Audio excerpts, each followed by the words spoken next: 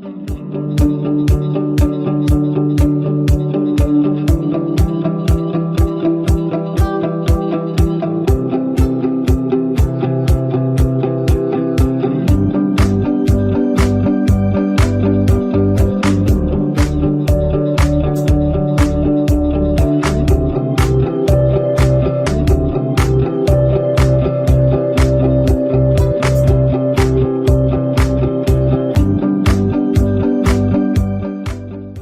guys, I'm Dr. Marwah and gives me immense pleasure to introduce you to two young brilliant doctors who have got rank 79 and rank 80 in the recently concluded NEET PG exam. I have Dr. Soumya with me, he's from Karnataka, and then we have Dr. Mandal, he's from West Bengal. Heartiest congratulations to both of you. Thank you, sir. Thank you, sir. Soumya, we can begin from you. Can you share your journey with PrepLadder? Sir, I actually started my coaching from second year of MBBS with Ankit sir, pharma videos. And especially during the lockdown time, sir, I could cover a lot of videos which gave me a level ground because like being from a private peripheral medical college, I think my academics were like very much covered because of these resources. And especially medicine, like the concepts became so clear that like I could approach the patients and all also with with differential diagnosis and with like a proper setup. And more than like my rank also, I am very grateful that because of these resources and because of you, Ankit sir, because of the all these things available, I like started appreciating medicine. And like even like smallest things started bringing joy to me. Everything about medicine started bringing joy to me, sir. Okay. So Doc, any special feature of the PrepLadder app that you liked? So the champions test and the question bank, sir, helped me a lot, especially the bookmarking feature. And like you can actually filter and choose a multiple bookmarks in it, which becomes it very easy to review the questions. And in the last, they have like this what should you take from this, like the explanation is also quite in detail, and then you have what you should take from this, so it becomes very comprehensive and easy to revise, sir. Dr. Mandal, can you share your plans with respect to how did you make notes? Did you use printed notes or handwritten notes? So I made both actually in combination. In the long subjects like medicine, surgery, I made hand notes, and for the short subjects like dermatology, anesthesia, I used printed notes. But in most of the cases, I used handmade notes only because it made me understand better things and made me retain things better. Okay, that's so nice. Yeah. So I'm going to ask both of you. This might sound a little cliche, but then favorite faculties from PrepLadder? Sir, Ankit sir and you, sir. Okay, okay. Thank you so Sir, much. you sir and Nikita ma'am. Oh, that is so nice. That I mean, ma'am's mnemonics are like legendary. I mean, she can create a mnemonic for everything. Yeah. Okay. So guys, let's try to guide the juniors who would be listening to this. What is the optimal time when a person should start getting serious and start preparing? Because this is not an easy exam. It is like having a lot of competition. So we can start from you, Soumya. What is the optimal time that one should start preparing, and which subject should you start from?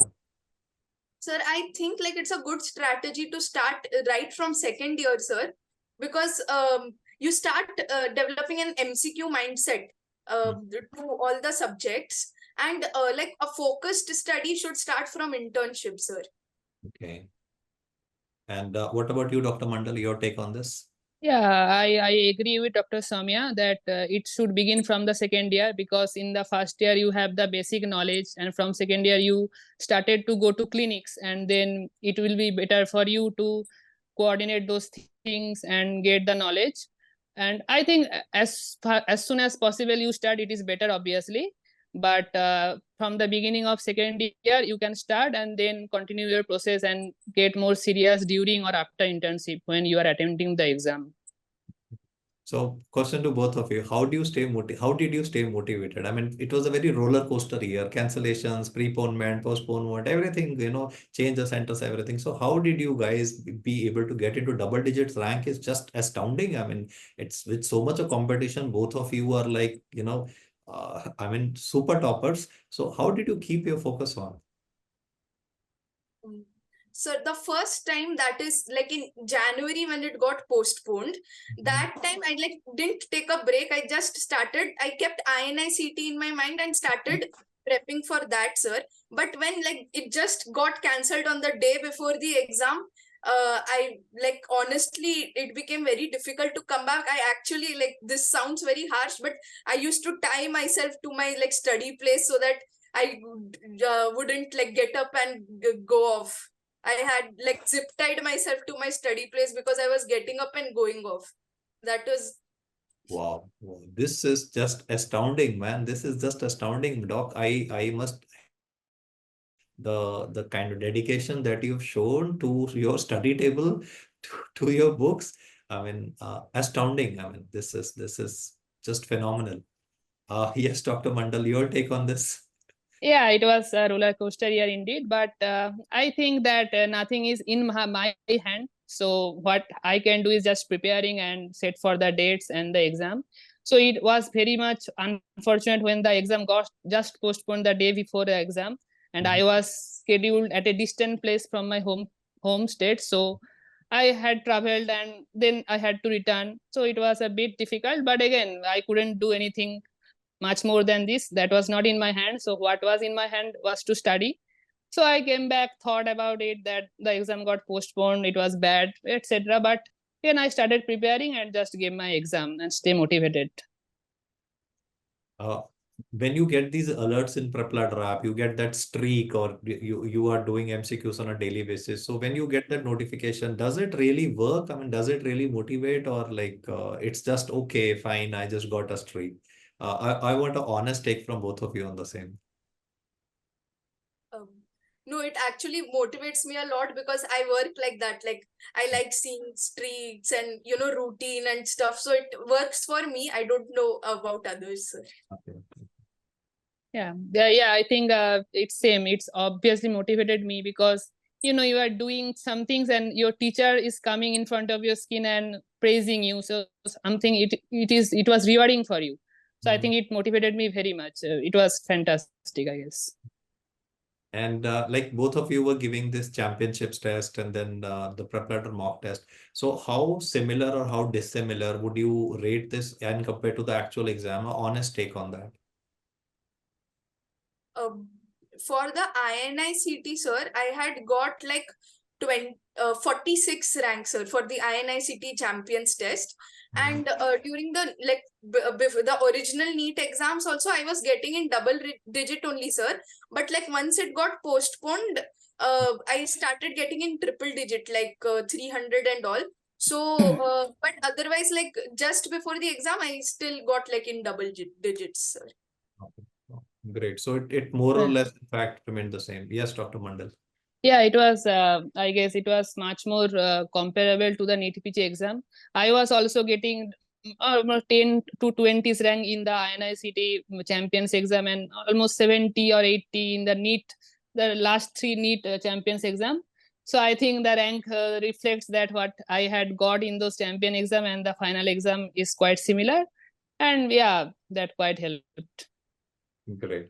So, I mean, you guys are just phenomenal. I mean, you are just like doing so much of data, like, doing one subject for me looks so hard. And you guys are doing 19 subjects, 19x, and being able to do MCQs. I mean, you guys are at the peak of your careers. I don't know whether you realize this or not, because never again in your careers would you be having so much of knowledge. You might be having knowledge of one particular domain a little more advanced, but like at this point you are like super, both of you are like super saturated, brimming with knowledge. I mean, I can see two very wise learned doctors in front of me who are going to do exceptionally well. So I mean, how did you, because this is going to be a question, because after all you have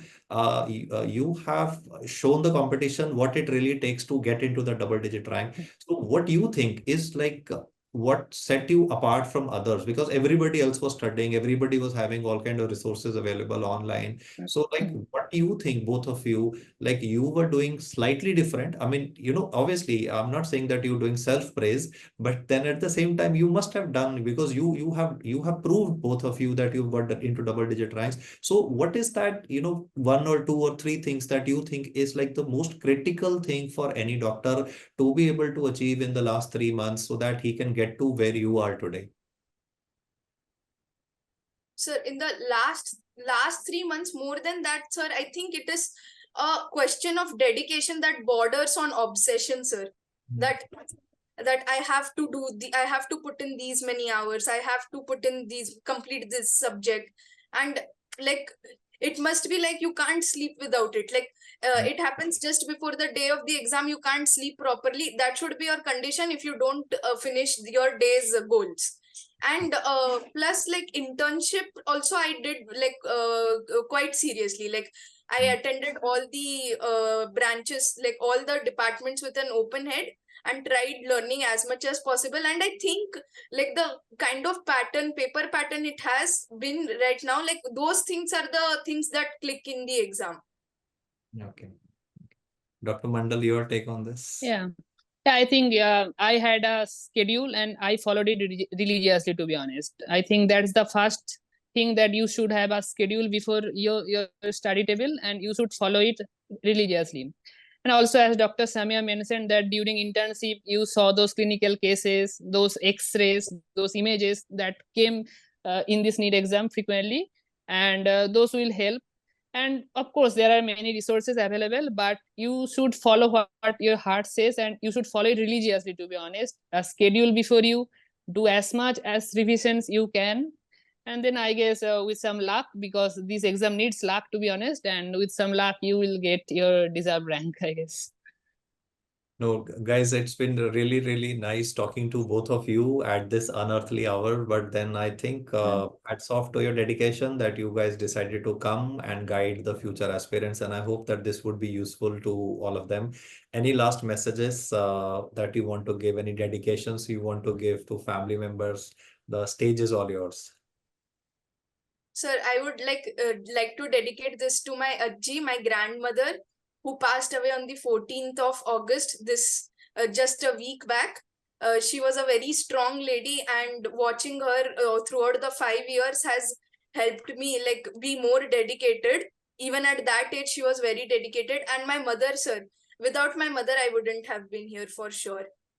Without my mother, I wouldn't have been able to follow this rigorous schedule that I had set for myself, sir. My mother, and also my brother and my father, because my brother, like, he got into the IITs, so he was the one, like, seeing him, I thought ki, okay, if my brother can get into Central Institute, I can also try. So because of him, I got motivated, sir. Heartiest congratulations to them as well. Dr. Mandal, stage Yeah, is all. it's my parents, to be honest, especially my mother. I used to sit and read, and she used to cook food and serve those under those doors.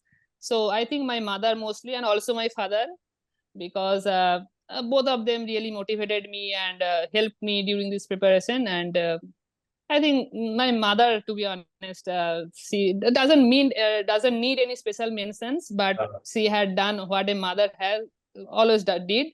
And I think I am happy for both of them, and hopefully they are happy for me too. Okay. No, Doc, both of you, I am super proud of both of you. I wish you the very best of your future career. And I mean, a great, great journey ahead. You are going to learn a lot. You're going to enjoy a lot, and be happy. Keep smiling like this. And best wishes and heartiest congratulations once again. Thank you so sir. much. Thank you. Thank you. Thank you so much.